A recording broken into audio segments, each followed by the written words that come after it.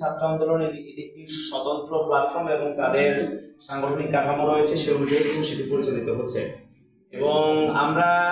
উদ্বেগের সাথে লক্ষ্য করছি যে বৈষম্যবিরোধী ছাত্র আন্দোলনের সারা বাংলাদেশের মধ্যে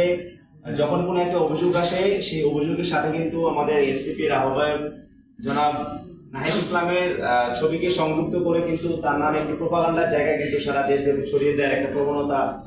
এবং একটি ষড়যন্ত্র কিন্তু আমরা বাস্তবায়ন করার দৃশ্য কিন্তু আমরা সারা দেশব্যাপী লক্ষ্য করছি। এবং আমরা মনে করি যে এটি একটি চক্রান্ত। আমাদের এক দফার ঘোষক নাহিদ ইসলামকে সারা দেশব্যাপী তার যে জনপ্রিয়তা এবং এই জুলাই পদযাত্রার মাধ্যমে যে আমাদের এনসিপি যে গণজোয়ার তৈরি হয়েছে সেটিকে প্রশ্নবিদ্ধ করা এবং আমাদের যে গ্রহণযোগ্যতার যে জায়গা রয়েছে সেটিকে প্রশ্নবিদ্ধ করার জন্য কিন্তু এই ধরনের যে তৎপরতাগুলো মিডিয়া ট্রায়ালের মাধ্যমে কোনো ধরনের সম্পৃক্ততা ছাড়া,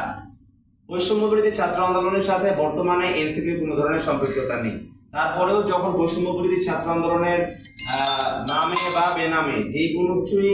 যখন কোনো কিছু করা হয় সেটির সাথে এনসিপিকে যুক্ত করে এবং এনসিপিকে যুক্ত করে এনসিপির যে চরিত্র হরণের যে চক্রান্ত